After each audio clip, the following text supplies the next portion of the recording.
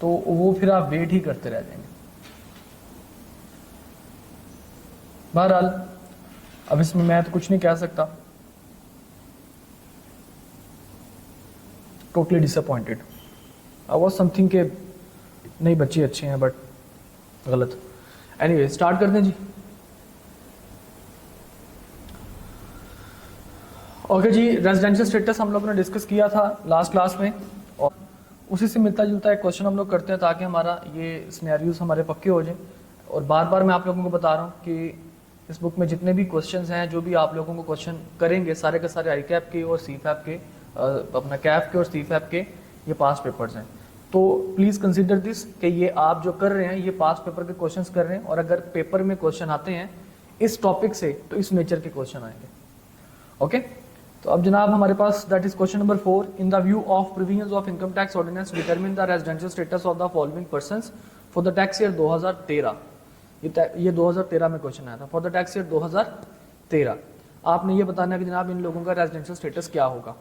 तो कहते हैं जी, mister R proceeded to Saudi Arabia on 24/12/2012 to assume responsibilities on his new job.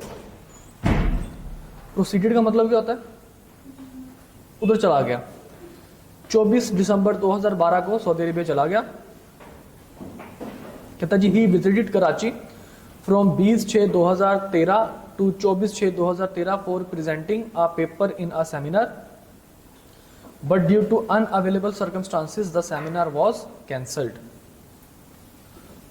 हाँ जी भाई, मिस्टर आर का टैक्स ईयर 2013 के हिसाब से आपने बताना है इसका रेजिडेंशियल स्टेटस क्या होगा। फरकत बेटा वो मार्केट्स,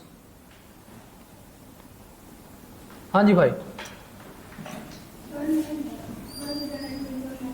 अपना बेटा अगेन आई सेड कि आपने बिल्कुल ये नहीं बताना कि सर रेजिडेंशियल है या नहीं है। आपने मुझे नंबर ऑफ डेज बताने हैं और आपने मुझे ये बताना है कि ये रेजिडेंट इंडिविजुअल कौन होता है, और फिर उसके बाद आपने बताना है कितने डेज के लिए ये बंदा अवेलेबल था। यस और नो में आंसर आप लोगों ने प्लीज़ फॉर गॉड सेक नहीं करना। एग्जामिनेशन हॉल में भी बैठ के अगर आप लोगों ने ये हरकत की तो कोई नंबर नहीं देगा, मुफ्त के नंबर। यकीन कीजिए, सवाल ना आता हो और आपका गलत हो जाए ना तो इतना बुरा नहीं लगता जितना आपको बुरा लगता है कि सवाल आता हो और आप गलत कर दें। बहुत ज़्यादा दुख होता है उस टाइम पे। तो प्लीज़ अपने क्वेश्चन को ज़रा सही तरीके से आंसर कीजिए। जनाब देखिए यहाँ पे अपनी नोटबुक पे प्लीज़ जिन्होंने सॉल्व की है दैट्स गुड, माशाल्लाह, आई अप्रिशिएट, और इंशाल्लाह वो बच्चे पास भी हैं। ये मैं आप लोगों को आज लिख के दे रहा हूँ। और जिन्होंने काम नहीं किया वो अपने आप को बदल लेंगे तो पास हो जाएंगे, अदरवाइज भाई साहब वो फेल है जी। तो सबसे पहले आपने ये बताना है कि जनाब रेजिडेंशियल इंडिविजुअल कौन है। तो हम क्या कहते हैं? रेजिडेंशियल इंडिविजुअल ऐसा बंदा जो कि फिजिकली पाकिस्तान में 183 और मोर डेज के लिए अवेलेबल हो, या फिर वो बंदा किसी दूसरे मुल्क का रेजिडेंट इंडिविजुअल ना हो, यानी कि किसी दूसरे मुल्क में 182 डेज से ज़्यादा के लिए अवेलेबल ना हो, और लास्ट में वो बंदा गवर्नमेंट एम्प्लॉय हो। ठीक है, और हमारे इस केस में टैक्स ईयर 2013 का मतलब है 1/7/2013 से लेकर 30/6/2012 से लेकर 2013 तक। और इसमें कहता है जी, mister R proceeded to Saudi Arabia, मतलब कि वो मिस्टर आर जो है वो सऊदी अरेबिया चला गया। कब गया? 24/12/2012 को। ठीक है, उससे पहले किधर था ये? पाकिस्तान में होगा। तो मतलब क्या हुआ? जुलाई 17 को जुलाई 12 को कितने दिन? 31 अगस्त के, 31 सितंबर के, अक्टूबर के, नवंबर के, दिसंबर के 24 दिसंबर को गया ना वो, तो 24 आएगा, not 23। A day of departure is included. और जनवरी फिर जनाब वापिस आया कब? जून 13 में आया। कितने डेज के लिए? 20, 21, 22, 23 एंड 24, 5 डेज के लिए। Got it? इस चीज के आपको नंबर मिलने हैं। अगर आप सिंपली ये लिख दें कि जनाब he is not resident individual, कोई नंबर नहीं मिलेगा। ही इज रेजिडेंट इंडिविजुअल, कोई नंबर नहीं मिलेगा। क्यों है इंडिविजुअल रेजिडेंट, फिर आपको नंबर मिलेगा। जी जरा इसको ऐड अप कर दीजिए कि कितने 182 डेज। तो हम क्या कहेंगे, he is not a resident individual. Clear? यहां तक के मसले मसाइल ऑल ओके? इसके बाद देखिए जी सेकंड आपके पास, मिस्टर के an officer working in the ministry of foreign affairs since last 3 years was posted to the Pakistan mission on Geneva from 1st August 2012 to 30th August 2013। हाँ जी भाई जी। अब यहाँ पे अगर आप डेज काउंट करना शुरू कर देंगे, बेशक आपने लिखा हो कि वो गवर्नमेंट एम्प्लॉय है और आपने डेज काउंट किया, तो बेटा डेज काउंट करके उसकी बेस पे अगर आप कहेंगे कि जनाब क्योंकि वो उतने दिन के लिए पाकिस्तान में अवेलेबल था, तो आपका क्वेश्चन आंसर आपका गलत हो जाएगा। यहाँ पे आपकी रिक्वायरमेंट वो जो जानना चाह रहा है, वो ये जानना चाह रहा है कि क्या बच्चे को पता है कि रेजिडेंट इंडिविजुअल जो है वो गवर्नमेंट एम्प्लॉय भी रेजिडेंट इंडिविजुअल होता है। तो आपने यहाँ पे सिंपली क्या कहना है कि government employ, being government employ mister K is resident individual. Got it? इसके बाद कहता है जी A associate. AA Associate is a partnership firm and provides consultancy services in Pakistan as well as United Kingdom. The management and controls of its affairs is situated partially in UK and partially in Karachi. क्यों जी? जी हमने कहा था कि जनाब अगर कोई AOP या partnership उसके कंट्रोल्स और मैनेजमेंट के जो अफेयर्स हैं अगर पार्शली या होली पाकिस्तान में टैक्स ईयर में किसी भी टाइम के लिए अवेलेबल थे, तो वो आपके लिए क्या बन जाएगी, AOP, रेजिडेंट AOP बन जाएगी। Mister S, a Nigerian football coach, came to Pakistan for the first time on 28 February 2013। He left the country on 31/8/2013। हाँ जी भाई, कितने डेज बनते हैं? 123। ओके जी, मतलब फरवरी का एक दिन, उसके बाद मार्च के 31, अप्रैल के 30, मई के 31 और जून के 30, तो 123 डेज।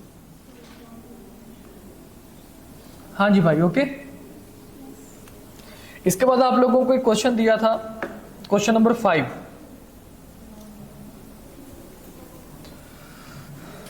क्वेश्चन नंबर 5 ये था जनाब कि आपने ये बताना है on 1 December 2017 Bruce Lee was appointed. अच्छा ICAP में ना ये ट्रेंड है, ये 2017 2018 ऐसे क्लियरली नहीं बताते, ये 20X7 इस तरह का ये आपको पैटर्न दिखाते हैं। ओके, तो आपने इस चीज से नहीं घबराना, आप इसको 17 कह लें, 27 कह लें, 7 कह लें, जो भी आपका दिल करता है आप कह सकते हैं। X की जगह पे कोई भी वेरिएबल आ सकता है। कहता जी on 1 December 2017 Bruce Lee was appointed by Chinese company as a technical director of Pakistan. He has provided you the following details. Arrival in Pakistan जनाब 15 December 2017, joined office in Pakistan 20 December 2017, visited to Dubai on an official trip. 21 मार्च से लेकर 30 मार्च तक official trip पे वो Dubai में गया था। फिर कहता है जनाब visited to South Korea for vacations 12 April से 21 अप्रैल तक, visited to northern areas of Pakistan for personal trip 4 से 9 जून। अच्छा, अब उसको पाकिस्तान में उसको भेजा हुआ था, पाकिस्तान से वो 2 जगहों पे गया, दुबई गया और बाद में फिर कोरिया गया। ठीक है, अब जो जिस टाइम के लिए वो दुबई गया, जिस टाइम के लिए वो कोरिया गया, क्या हम उसको कंसीडर करेंगे? नहीं करेंगे। अच्छा, उसके बाद मुझे बताइए कि जिस टाइम पे वो दुबई गया या कोरिया गया तो वापस किधर आया? वो चाइना वापस गया या पाकिस्तान? क्यों? क्योंकि उसको पाकिस्तान में भेजा हुआ था। तो देखते हैं जनाब हमारे पास ब्रूसली भाई साहब का क्या स्टेटस निकलता है।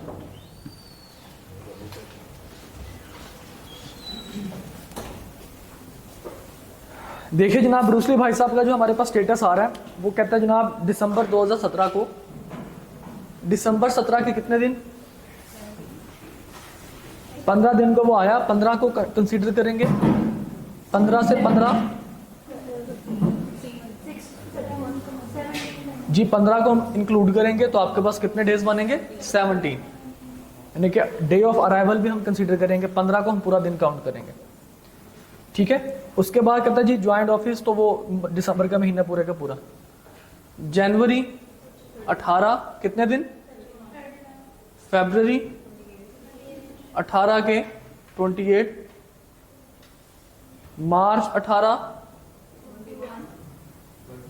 कहते जी एक तो आपके पास 21 से लेकर 30 मार्च तक वो दुबई विजिट पे गया, ऑफिशियल ट्रिप पे गया, तो यकम से लेकर 20 तक तो वो पाकिस्तान में अवेलेबल होगा। ठीक है, उसके बाद फिर 31 मार्च को वो पाकिस्तान वापस आ चुका होगा, तो हम इसको क्या कंसिडर करेंगे, 21 डेज। उसके बाद कहते हैं जनाब अप्रैल का,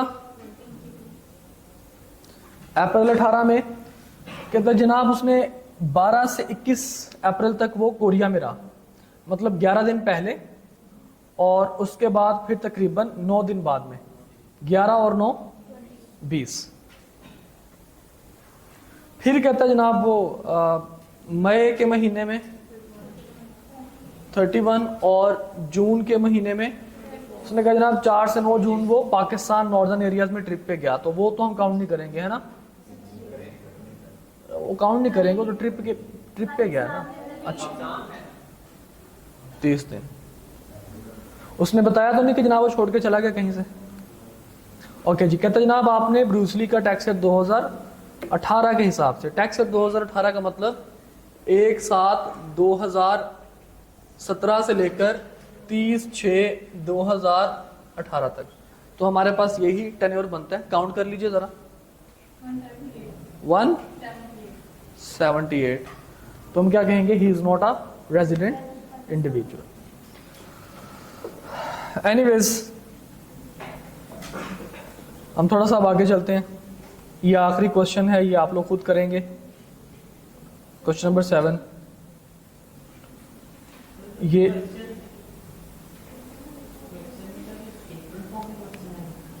भाई साहब के सामने क्वेश्चन है, ये आई कैप के ही क्वेश्चन है, ये अल्लाह की कसम मेरे बनाए हुए क्वेश्चन नहीं है जी सर, ये मेरी ही बुक है सर, आपको ये मैं एक दफ़ा ज़रा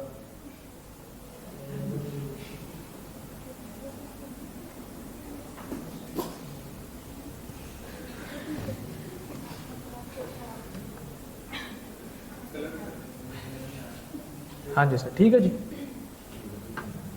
ओके, मेरी ही अल्हम्दुलिल्लाह बुक। एनीवेज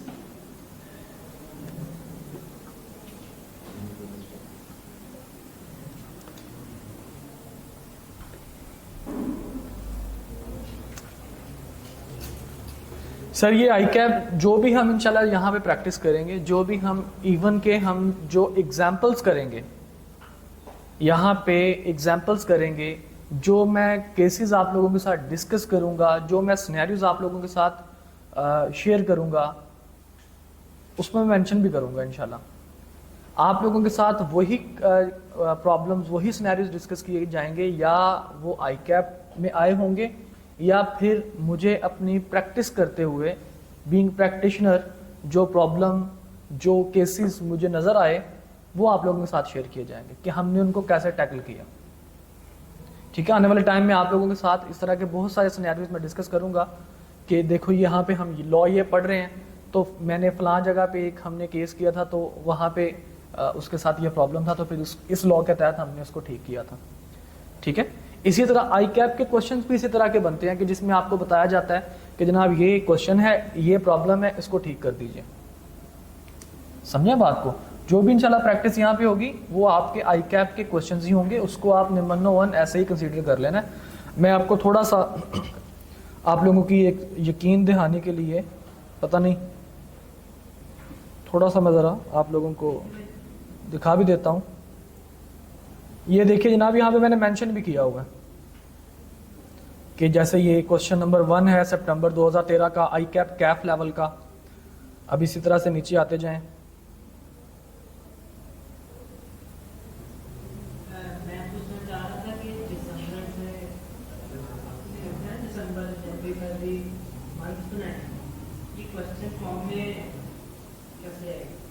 आप क्वेश्चन फॉर्म में पूछना चाहते हैं या आंसर फॉर्म में पूछना चाहते हैं? क्वेश्चन आपको इसी तरह से आएगा जैसे मैंने आपको बना के दिया हुआ, ठीक है। अब जैसे ये देखिए फॉर एग्जांपल मैं आपको दिखा रहा था, ये CFAP लेवल का क्वेश्चन है।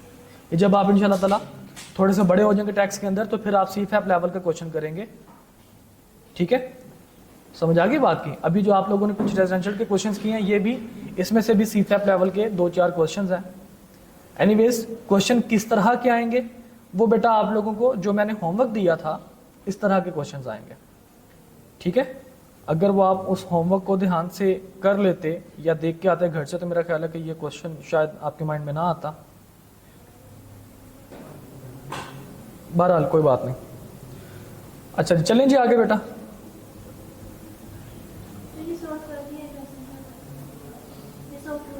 चलें गुड है, अगर नहीं जिसने किया वो घर से कर आएगा।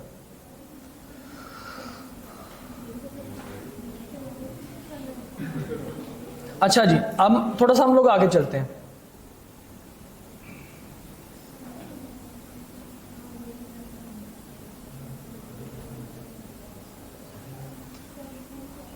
अच्छा देखिए बेटा हम जरा डेफिनेशंस की तरफ हम थोड़ा सा मूव ऑन होते हैं। आपका चैप्टर जो हमारा इस बुक का है tax year and residential status वाला, इसमें कुछ मज़े की चीज़ें हैं और कुछ बोरिंग चीज़ें। मज़े की चीज़ें वो हैं जो हम लोगों ने कर ली हैं और एक आध मज़े की चीज़ बाकी पेंडिंग है, वो हम बोर होने के बाद करेंगे, ठीक है। मज़े की चीज़ पहले रेजिडेंशियल स्टेटस पर्सन ये था।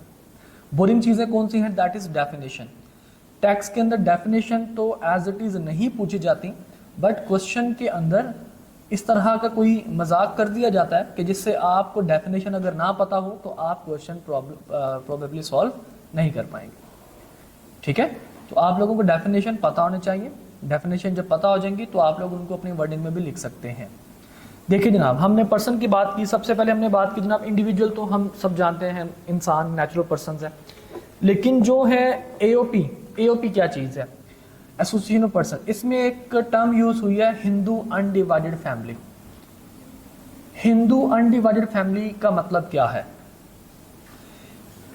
आप लोगों को पता होगा कि पहले ज़माने में कुछ, बल्कि पहले ज़माने के क्या, यहाँ पे आपके बरे सगीर के अंदर ये रिवाज हुआ करता था कि लोगों के ख़ानदानी कारोबार होते थे, ख़ानदानी बिजनेस, फैमिली बिजनेस जिसको हम लोग कहते हैं। ये आजकल भी ये ज़्यादातर आपको देखने को मिलेगा कराची के अंदर। मेमन्स और जो शेख्स हैं ये लोग बड़े कारोबारी होते हैं और इनका ख़ानदानी बिजनेस चल रहा होता है। अब ख़ानदानी बिजनेस का मतलब होता है कि जनाब दादा ने बिजनेस बनाया, आगे उसकी औलाद उस बिजनेस को कंटिन्यू कर रही है और फिर आगे जनाब उसकी औलाद जो है वो उस बिजनेस को कंटिन्यू कर रही है, ठीक है। अब ये सारे के सारे एक ही फैमिली का बिजनेस है और वो इकट्ठे हैं, अलग अलग नहीं है। मतलब आपने अक्सर शायद आप लोगों के में भी आप लोगों ने देखा होगा कि पहले ज़माने में, आज से कोई 50-60 साल पहले, बड़ी बड़ी हवेलियाँ हुआ करती थी, घर होते थे जहाँ पे चचा ताया और इकट्ठे रहते थे, आगे से उनके बच्चे भी इकट्ठे रहते थे और आगे से उनके बच्चे भी जो हैं वो जाके फिर वो थोड़ा सा उन्होंने सेग्रीगेशन अडॉप्ट की कि नहीं अब इस घर में इतने ज़्यादा लोग नहीं रह सकते। लेकिन अभी भी अगर आप देखें, अक्सर हम लोग कहा करते हैं कि जनाब हमारे ये गाँव वाला घर है, गाँव के घर में जनाब हम सब इकट्ठे रहा करते थे, फिर हम अलग हो गए, तो हवेली टाइप जिसको हम लोग कहते हैं, तो वो जनाब उसमें इकट्ठे अक्सर लोग जब भी इकट्ठे रहते थे तो वो कारोबार काम शाम भी इकट्ठा करते थे। पता होता था कि जनाब ये ख़ानदान का ये काम है। उस बिजनेस को जब आपके पास दादा से आगे फर्दर उसके पोते या उसके परपोते जो है वो बिजनेस इकट्ठा रन कर रहे हैं तो उसको हम लोग कहते हैं हिंदू अनडिवाइडेड फैमिली। उसको हम लोग क्या कहते हैं? Hindu undivided family. ये एज इट इज आपकी टर्म जो है वो कॉपी कर ली गई आपके लॉ के अंदर, हिंदू अनडिवाइडेड फैमिली, जिसको आप आम भाषा में कह सकते हैं फैमिली बिजनेस, ठीक है। तो यहाँ पे कहते हैं जनाब association of persons include a firm. Firm का मतलब क्या होता है? जब दो या दो से ज्यादा लोग मिलकर इकट्ठे बिजनेस कर रहे हैं, काम कर रहे हैं, तो उनको कलेक्टिवली कहा जाता है फर्म। कहते हैं जनाब AOP includes a firm, a Hindu undivided family, any artificial juridical person. अब ये आर्टिफिशियल जुरिडिकल पर्सन कौन बंदा होता है जनाब? हम कहते हैं जनाब कि आपके पास कानून की नजर में सिर्फ इंसान ही शख्स नहीं है, कानून की नजर में सिर्फ इंसान ही शख्सियत नहीं रखते, उसकी नजर में कंपनीज और मुख्तलिफ किस्म की ऑर्गेनाइजेशंस भी शख्सियत रखती हैं। कानून समझता है कि जनाब जैसे एक इंसान की इज्जत है, एक इंसान का वकार है, उसका एक नाम है, उसकी एक पहचान है, इसी तरह से एक बिजनेस की भी इज्जत है, बिजनेस का एक वकार है और बिजनेस की एक पहचान है। जैसे इंसान का नाम रखा जाता है वैसे ही बिजनेस का नाम रखा जाता है। जैसे इंसान के खिलाफ केस फाइल किया जा सकता है और इंसान अपने नाम से किसी दूसरे के खिलाफ केस फाइल कर सकता है, इसी तरह से किसी बिजनेस के खिलाफ केस फाइल किया जा सकता है और वह बिजनेस अपने नाम से केस फाइल कर सकता है। जैसे इंसान एक प्रॉपर्टी ओन कर सकता है, इसी तरह से बिजनेस एक प्रॉपर्टी ओन कर सकता है। तो जो एक इंसान कर सकता है वो सारा कुछ बिजनेस कर सकता है, सिवाय एक चीज़ के कि इंसान डिसीजन मेकिंग कर सकता है और बिजनेस जो है वो डिसीजन मेकिंग खुद से नहीं कर सकता। उसको चलने के लिए, उसको डिसीजन लेने के लिए किसी इंसान की ज़रूरत है, जिसको आप डायरेक्टर्स कह सकते हैं, आप उनको ओनर्स कह सकते हैं, ठीक है। लेकिन उसकी जो शख्सियत है, कानून कहता है कि जनाब ये इतने सारे फीचर्स हैं इसके अंदर जो कि एक इंसान के अंदर भी होते हैं, इस वजह से हम इसको एक पर्सन मान रहे हैं। लेकिन क्योंकि ये नेचुरल नहीं है, ये मैन मेड है, इस वजह से हम इसको आर्टिफिशियल जुरिडिकल पर्सन का नाम देते हैं, ठीक है। तो आर्टिफिशियल जुरिडिकल पर्सन, इसका मतलब ये है कि जनाब कोई जो ऑर्गेनाइजेशन है, अगर वो 2 या 2 से ज़्यादा लोग मिलकर उस ऑर्गेनाइजेशन को चला रहे हैं तो हम उसको भी कह देंगे क्या है ये, AOP, association of person. Clear? समझ आ गई बात की? And any body of person formed under a foreign law but does not include a company. कहता जी कंपनी के अलावा कोई भी जो ऑर्गेनाइजेशन है, जो कंपनी रजिस्टर्ड हो गई है उसके अलावा, जैसे फॉर एग्जांपल मैं स्कैंस की बात करता हूँ, स्कैंस स्कूल ऑफ अकाउंटेंसी, ये प्राइवेट लिमिटेड है। प्राइवेट लिमिटेड का मतलब है कि ये रजिस्टर्ड कंपनी है, ये AOP नहीं हो सकती। लेकिन अगर मैं बात करता हूँ क्रेडिबल्स कॉर्पोरेट कंसल्टेंसी का, क्रेडिबल्स कॉर्पोरेट कंसल्टेंसी ये AOP है, हालांकि ये भी आर्टिफिशियल पर्सन है, ठीक है, आर्टिफिशियल पर्सन है, लेकिन ये कंपनी नहीं है, इस वजह से हम इसको क्या नाम दे सकते हैं, एसोसिएशन ऑफ पर्संस, यानी कि AOP का हम इसको नाम दे सकते हैं। क्लियर? समझ आ गई बात की? हाँ जी, क्या समझने बताओ? जुरिडिकल मतलब कानूनी तौर पर, आप इसको आर्टिफिशियल लीगल पर्सन कह सकते हैं। जुरिडिकल का मतलब होता है कि जिसको लॉ ने, कानून ने, लीगल आप इसको कह सकते हैं, आर्टिफिशियल लीगल पर्सन, जिसको कानून ने पर्सन माना है।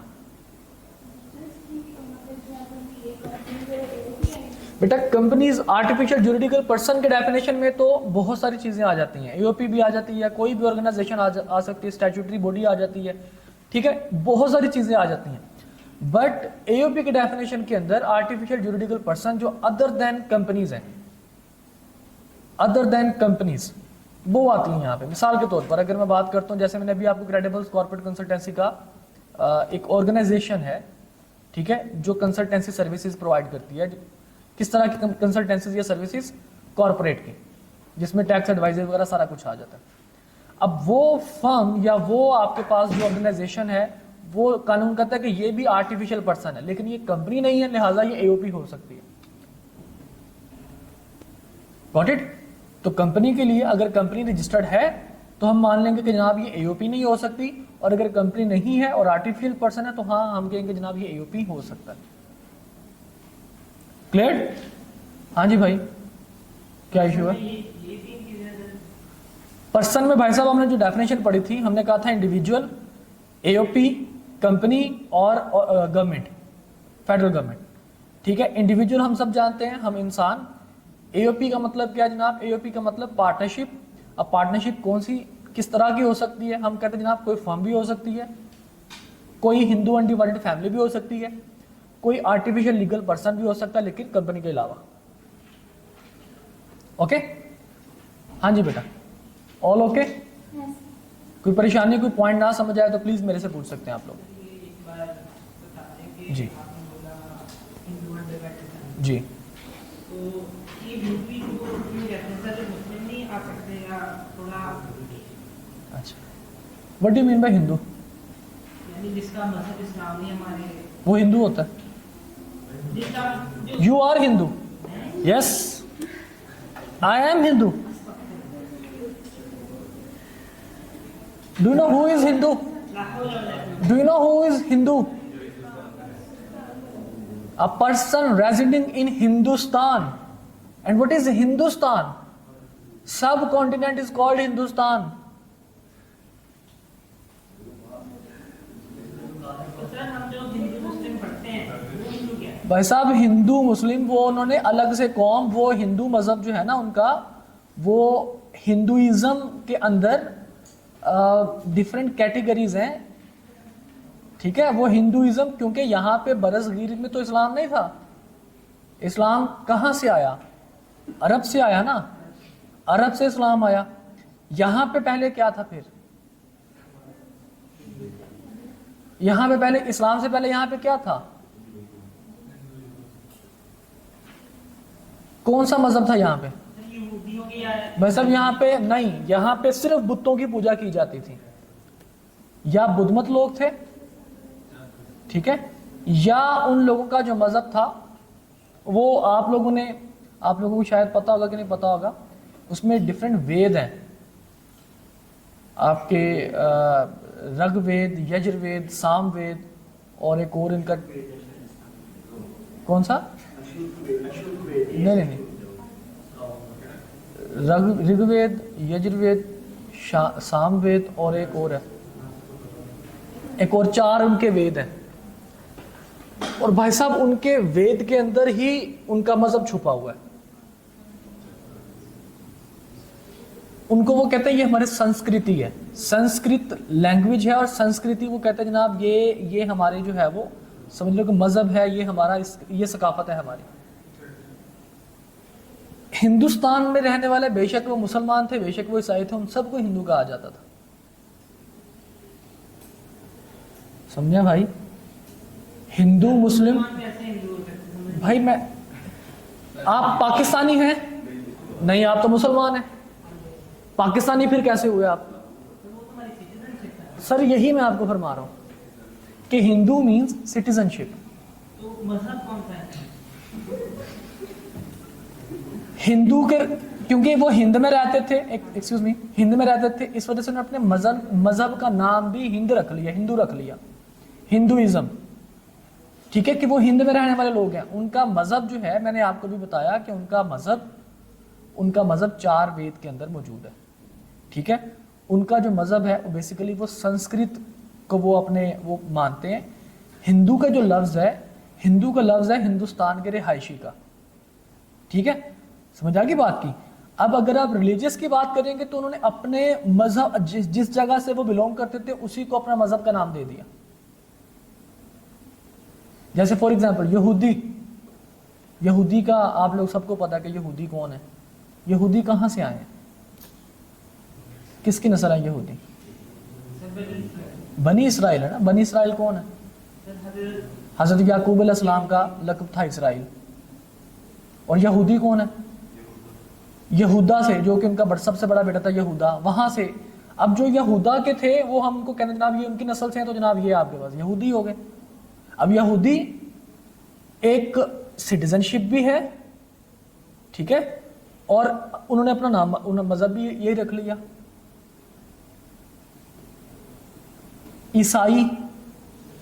ईसाई कौन है? हजरत ईसा के फॉलोअर्स। समझे बात को?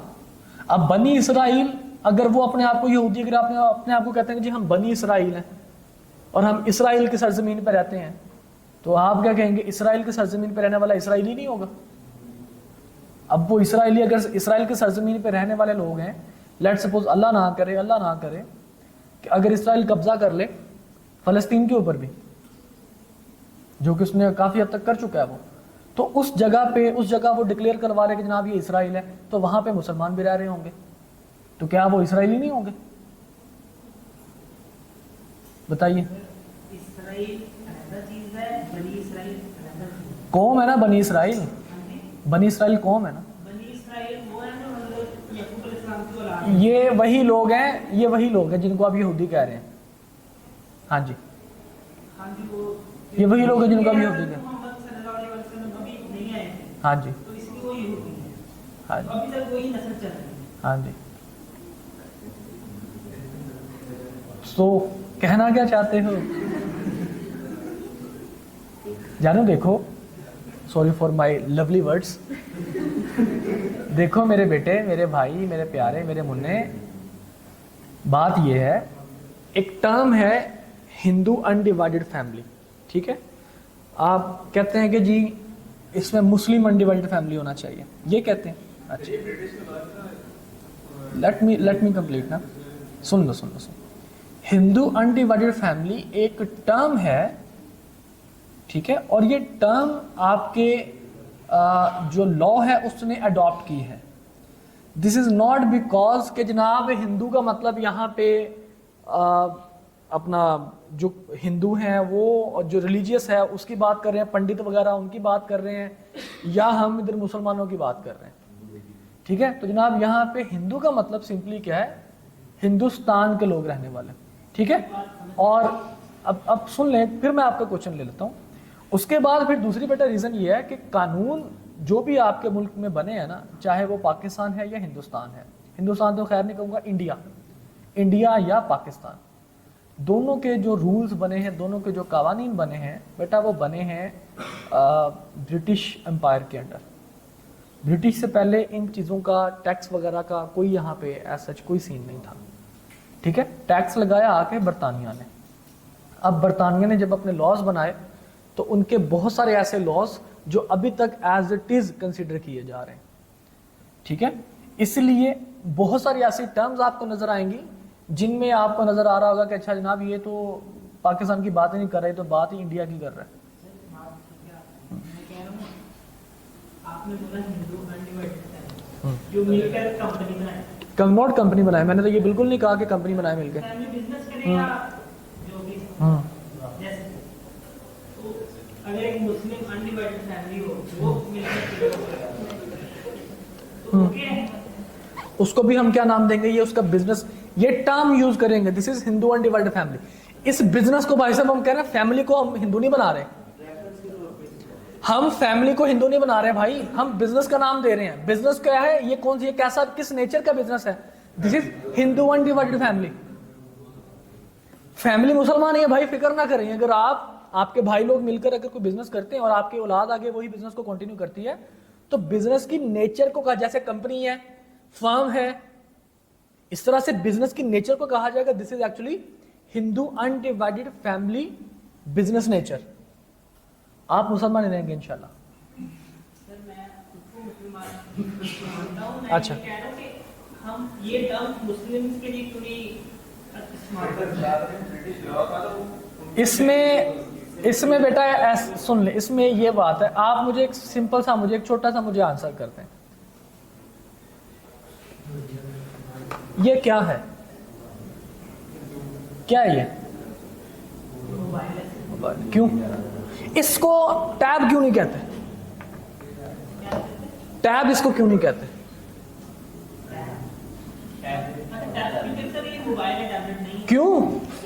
क्यों नहीं कहते? फंक्शन तो वही ऐसा कर लो तो टैब बन जाएगा। टैब इसको क्यों नहीं कहते भाई? बताओ मुझे इसका आंसर करो।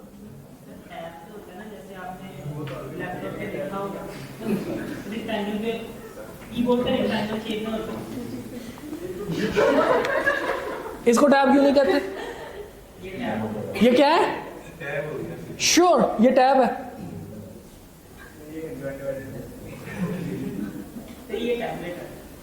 क्यों? टैब और टैबलेट में क्या फर्क है? ये भाई साहब आपको वाकई टैबलेट की जरूरत है। सरकार आप टाइम वेस्ट करना चाहते हैं, मोस्ट वेलकम, लेकिन नुकसान अल्टीमेटली आप अपना ही करेंगे। और देखिए बेटा, कुछ चीजें ऐसी हैं, जैसे हम कहते हैं सेब फल क्यों है? क्यों भाई साहब फल सेब का नाम किसने दिया कि ये सेब है? सेब को माल्टा भी तो कहा जा सकता था। नहीं, न्यूटन ने सेब थोड़ी, न्यूटन ने कहा था जनाब कि नीचे कैसे गिरा। उसको माल्टा क्यों नहीं कहते सेब को? माल्टा, ये डिस्क्रिमिनेशन है। इसी तरह से ये डिस्क्रिमिनेशन है कि मोबाइल को मोबाइल बोले तो टैब। नहीं, ये डिस्क्रिमिनेशन, ये तो फिर ये आप हो गए, तो मैं आपको बता रहा हूं ना कि मतलब क्यों, क्योंकि कुछ टर्म्स ऐसी होती हैं कि जिनको हमें एज इट इज एक्सेप्ट करना पड़ता है, क्योंकि उस टर्म को, उस चीज को बनाने वाले ने उसको ये नाम दे दिया था। हमारे लैंग्वेज के अंदर, उर्दू लैंग्वेज के अंदर, हमने जब ये फल देखा, उर्दू लैंग्वेज बनाने वाले ने जब ये फल देखा, उसने कहा ये सेब है। अब जापानी फल आप लोगों को पता होगा, जापानी फल पता है ना। अब जापानी फल, उसका नाम किसने रखा होगा? जब ये फर्स्ट नोट जापानी ने, ये पाकिस्तानी ही नाम रखते हैं कि ये बीज कहां से है, ये आर्टिफिशियल बीज था, ये पाकिस्तान का फल नहीं था, ये आर्टिफिशियल था। किसी ने देखकर कहा ये तो जापानी जैसा जापानी फल। जब इसको नाम दे दे जापानी फल का, तो वो बस जापानी फल ही है। तो इसीलिए भाई साहब, कुछ टर्म्स ऐसी हैं जिनको कानून बनाने वाले ने एज इट इज एक्सेप्ट किया, तो हमें भी इसको एक्सेप्ट करना चाहिए भाई साहब। क्योंकि जब ये कानून बना था तो उस टाइम सारे के सारे लोग हिंदू ही कहलाते थे, ठीक है। वो लोग अंग्रेज एक टर्म यूज किया करते थे, ब्लडी इंडियंस, ठीक है, ब्लडी इंडियंस, ये टर्म यूज किया करते थे अंग्रेज। Sorry for my word, this is not for Indians, क्योंकि अंग्रेज ये टर्म यूज किया करते थे हिंदुस्तान के रहायशियों की, उनको तजलील करने के लिए। अब वो जो इंडियंस को, जब वो उनकी लैंग्वेज में समझाते थे कि वो क्या कहना चाहते हैं, तो फिर वो इस तरह के हिंदू, काले लोग, अब वो काले कौन थे?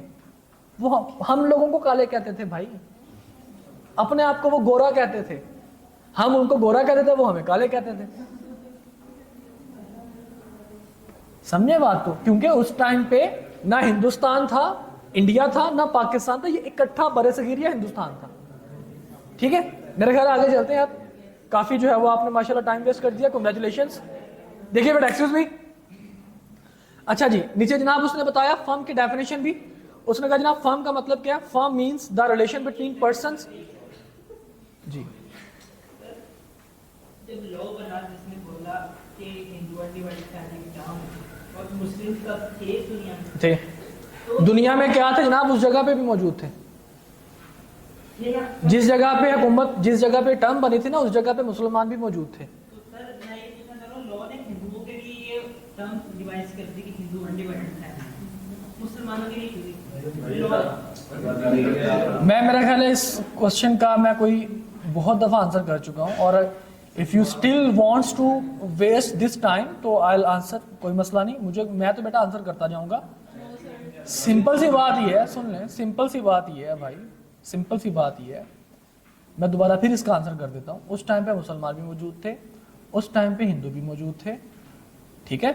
लेकिन क्योंकि इस जगह के रिहायशियों को हिंदू कहा जाता था, इस वजह से उन्होंने कह दिया जनाब हिंदू अनडिवाइडेड फैमिली, ठीक है। समझा गई बात की? आप वैसे तो पूछना भी चाहिए, लेकिन फॉर एग्जांपल अभी रिसेंटली मैं एक बड़ी अच्छी पोस्ट देख रहा था, उसमें उसने कहा जनाब उसामा बिन लादेन सल्फी था, इस्माइल हनिया सुन्नी था, और अभी जो रिसेंटली हसन नसरुल्लाह शिया था। ये तीन, इन लोगों को मारा गया। इस्माइल हनिया ईरान में रहते हैं? नॉट ईरान में रहते हैं, वो गजा के हैं, और वो ईरान के एज गेस्ट गए थे। ईरान में तो, ईरान में सिर्फ शिया नहीं है, ईरान में सुन्नी भी हैं। आप ईरानी हैं? आप ईरानी हैं? नहीं मैं ईरानी नहीं। तो बस फिर मैं आपको इसलिए बता रहा हूँ ना, मैं भी ईरानी नहीं, लेकिन मुझे थोड़ी सी इन्फॉर्मेशन ज़्यादा है, ईरान में अहले सुन्नत भी रहते हैं बहुत। सर। और वहाँ पे अहले सुन्नत और अहले तशय्युअ मिलकर इकट्ठे नमाज पढ़ते हैं। ये आपके यहाँ पे इसी मुल्क के आप जैसे थोड़े से बब्बर शेर लोग मौजूद हैं जो बाल की खाल निकालने के लिए, टाइम वेस्ट करने के लिए थोड़ी सी इस तरह की बात कर देते हैं। ऐसी बात नहीं है। मैं बात जो कर रहा हूँ, उन्होंने, वो ये नहीं कहते कि ये सल्फी है, ये हनफी है, ये जाफरी है, वो ये नहीं कहते। मुसलमान, पाकिस्तानियों को वो कहते हैं पाकी। अब वो पाकी, उसमें सारे आ जाते हैं, मुसलमान भी आ जाते हैं, क्रिश्चियन भी आ जाते हैं, हिंदू भी आ जाते हैं उसके अंदर। उसको कहते हैं पाकी। समझे भाई? चलते हैं आगे, मेरा ख्याल है अगर मजीद इस कैटेगरी के क्वेश्चन है तो मेरा ऑफिस खुला हुआ है, इंशाल्लाह वहां पे बैठ के डिस्कशन करते हैं। ओके, आगे देखिएगा जी। Firm means the relation between person who have agreed to share the profits of the business carried on by all or any of them acting for all। मतलब कहता है जी फर्म का मतलब क्या है कि जहां पे एक या एक से ज्यादा लोग जो है वो मिलकर काम करते हैं, ठीक है, और एक दूसरे को रिप्रेजेंट करते हैं। ओके, मतलब पार्टनरशिप जिसको हम लोग कहते हैं कि जब पार्टनरशिप को कलेक्टिवली हम लोग देखते हैं तो हम उसको क्या कहते हैं कि ये फर्म है। अच्छा, कंपनी ऊपर उसने कहा था ना, कंपनी एओपी के डेफिनेशन में कंपनी शामिल नहीं होती। हालांकि कंपनी एक आर्टिफिशियल जुरिडिकल पर्सन जरूर है, लेकिन फिर भी ये एओपी नहीं होगा, ठीक है। अब कंपनी में कौन कौन सी चीजें शामिल है जनाब? कहते हैं जी कंपनी का मतलब है ऐसी कंपनी जो कि कंपनीज ऑर्डिनेंस 1984 में डिफाइन कर दी गई हो। और कंपनीज ऑर्डिनेंस 1984 में क्या कहा हुआ है उसको कहता है जनाब, a company is a company which is registered under any law prevailing in Pakistan for companies. यानी कि जो पाकिस्तान के अंदर जो कानून मौजूद है, जैसे फॉर एग्जांपल अभी पाकिस्तान में कंपनीज को रजिस्टर्ड करने वाला कानून है कंपनीज एक्ट 2017। इससे पहले था कंपनीज ऑर्डिनेंस 2016। उससे पहले था जनाब आपके पास कंपनीज ऑर्डिनेंस 1984, ठीक है। अब ये आपके पास जो कंपनीज थे, ये लॉज थे, इन लॉज के तहत जो कंपनी रजिस्टर्ड हो जाएगी हम उसको क्या मान लेंगे, ये क्या है, कंपनी। जो कंपनी रजिस्टर्ड नहीं है हम उनको कंपनी नहीं मानते। आप बेशक ए एंड कंपनी का नाम लिख दीजिए, अगर वो कंपनी रजिस्टर्ड नहीं है ए एंड कंपनी तो हम उसको कंपनी नहीं मानेंगे। लेकिन अगर वो रजिस्टर्ड है तो हम क्या कह देंगे जनाब, खाली ए लिमिटेड का वर्ड लिखा हो तो हम क्या मान लेंगे ये क्या है, कंपनी है। कंपनी का वर्ड मेंशन करना जरूरी नहीं, कंपनी का रजिस्टर्ड होना जरूरी है। ओके, ठीक है भाई। अच्छा जी, उसके बाद कहता है जी स्मॉल कंपनी। अब कंपनी में क्या कुछ शामिल है? कहता है जी एक तो जो कंपनीज ऑर्डिनेंस 1984 में डेफिनेशन लिखी है वो सारी की सारी।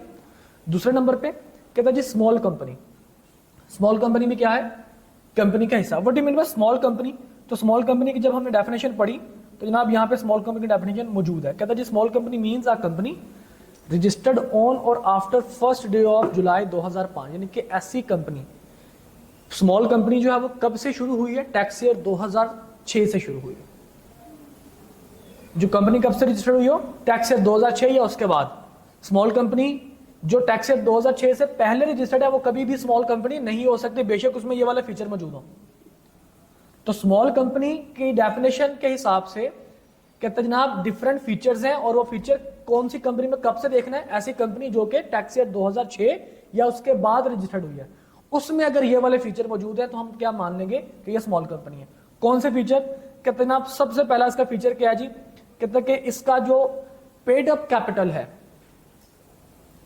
पेड अप कैपिटल, एक होता है ऑथराइज्ड कैपिटल, ठीक है, कि कंपनी कितना कितना पैसा जनरेट कर सकती है, या कंपनी कितना कितने का कोई बिजनेस या काम कर सकती है। फॉर एग्जांपल हम कहते हैं जनाब एक कंपनी का ऑथराइज्ड शेयर कैपिटल है